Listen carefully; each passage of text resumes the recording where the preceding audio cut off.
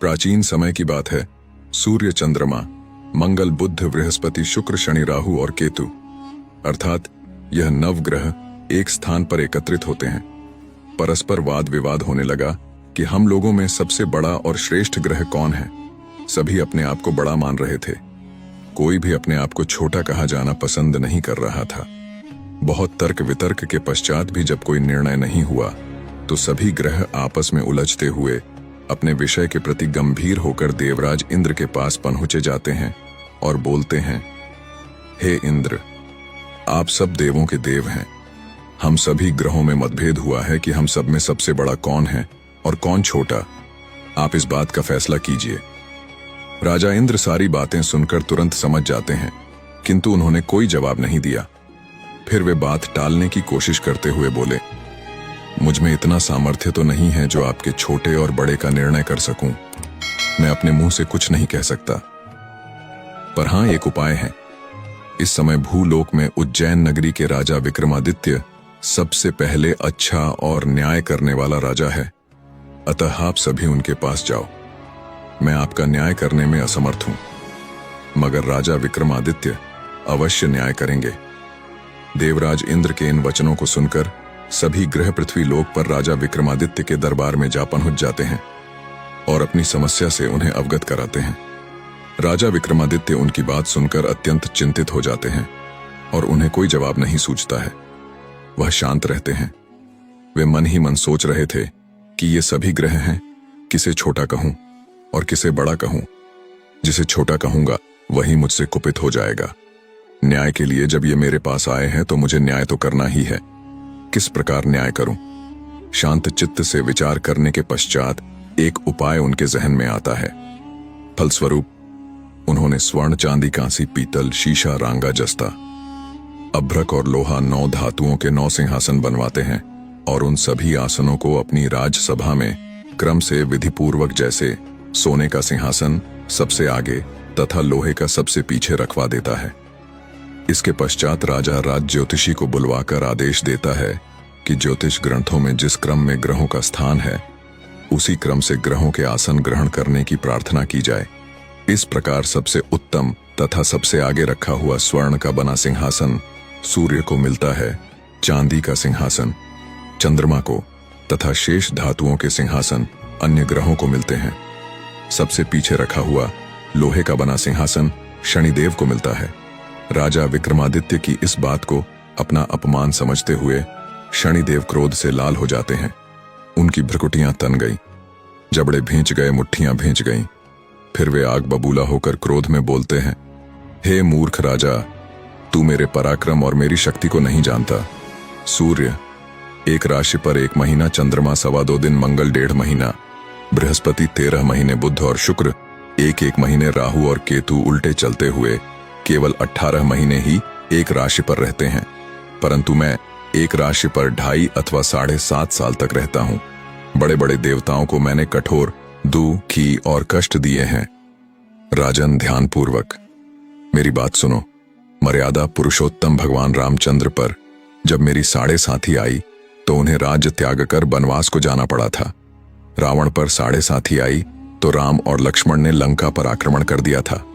उसकी सोने की लंका जल गई और रावण ने अपने कुल का नाश कर लिया था। हे राजन, अब तुम भी सावधान रहना। विक्रमादित्य ने कुछ सोचकर कहा, हे शनिदेव, मैंने अपनी बुद्धि और विवेक के अनुसार जो उचित न्याय सूझा वह मैंने करने की कोशिश की है। अब जो होगा वह भी देखा जाएगा। मैं आपकी धमकी से नहीं डरता हूं। जैसा मेरे भाग्य में होगा वह तो भोगना ही पड़ेगा, चाहे अच्छा हो अथवा बुरा हो। राजा का न्याय सुनकर सभी ग्रह तो वहां से खुशी खुशी चले गए, मगर शनिदेव क्रोध में भरे हुए नाराज होकर वहां से चले गए। कुछ समय तो ऐसे ही बीत गया, मगर कुछ समय बाद राजा विक्रमादित्य पर शनि ग्रह की 7.5 का प्रवेश होता है। शनिदेव ने अपना प्रभाव दिखाना शुरू कर दिया।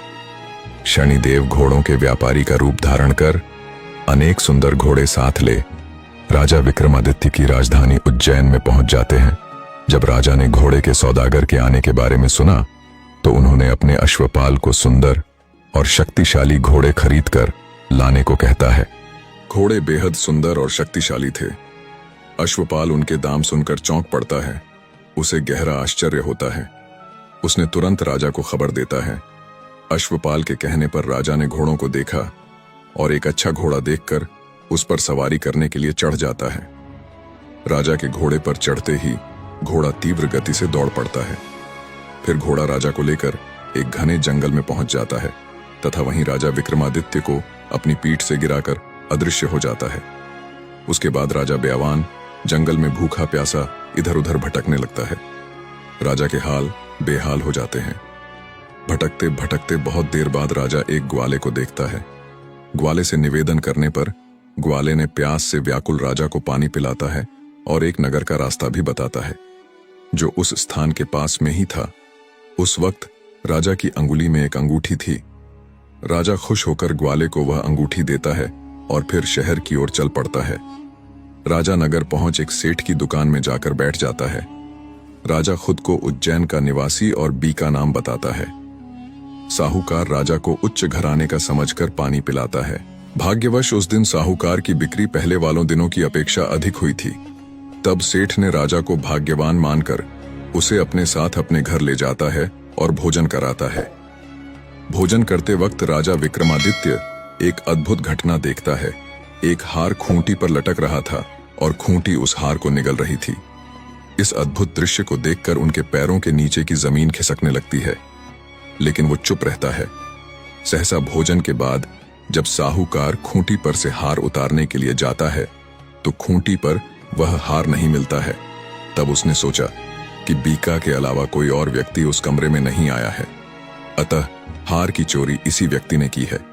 सेठ जी ने बीका पर चोरी का आरोप लगाते हुए हार लौटाने को कहता है, पर राजा अपनी सफाई देते हुए कहता है कि हे सेठ जी, मैंने आपका हार नहीं चुराया है।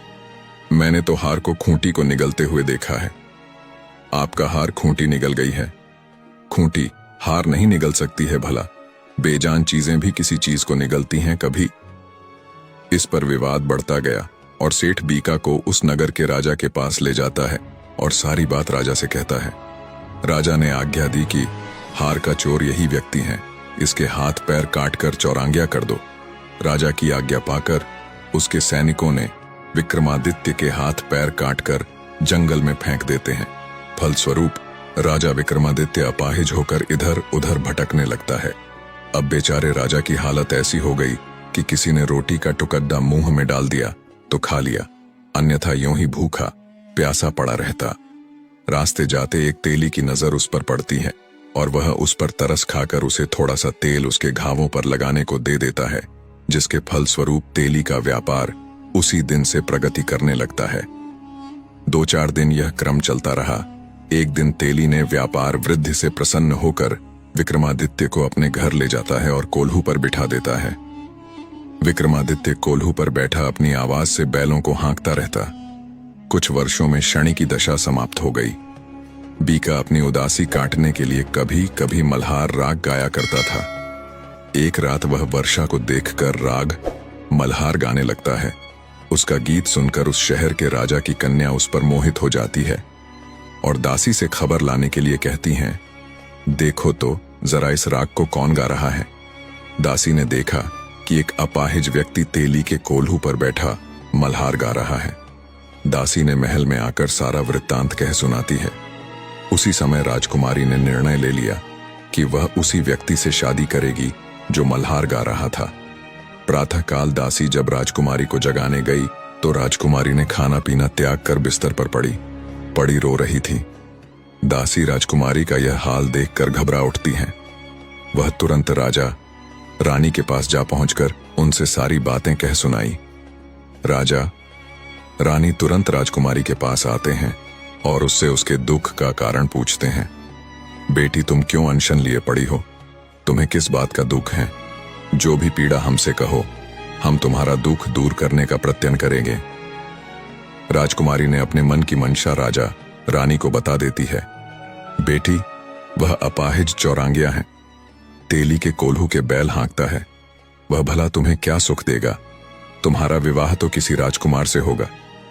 मेरा कहना मानो और अपनी यह जिद छोड़ दो। मगर राजकुमारी अपनी जिद पर अड़ जाती है। राजा रानी के अतिरिक्त परिजनों ने भी राजकुमारी को काफी समझाते हैं, मगर राजकुमारी नहीं मानती हैं। वह अपनी जिद पर अड़ी रहती है। उसने कहा, यदि मेरा विवाह उस व्यक्ति के साथ नहीं हुआ तो मैं अपने प्राण त्याग दूंगी।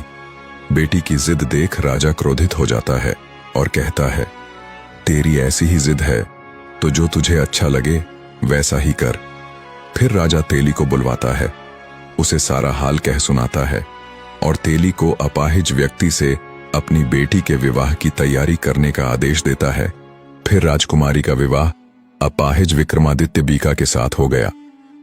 रात्रि को जब राजा विक्रमादित्य और राजकुमारी महल में सोए हुए थे, तब आधी रात को शनिदेव ने विक्रमादित्य को स्वप्न में दर्शन देते हैं और कहते हैं, हे राजन, मुझे छोटा बताकर तूने कितने कष्ट और दुख सहे हैं, इसकी कल्पना कर। विक्रमादित्य ने स्वप्न में ही शनिदेव से क्षमा याचना करने लग जाते हैं, जिसके परिणाम स्वरूप शनि ने प्रसन्न होकर राजा को पुण्य, हाथ पैर प्रदान कर देते हैं। तभी राजा गदगद हो जाता है। तभी से उनके राज्य में शनिदेव की पूजा होने लगती है।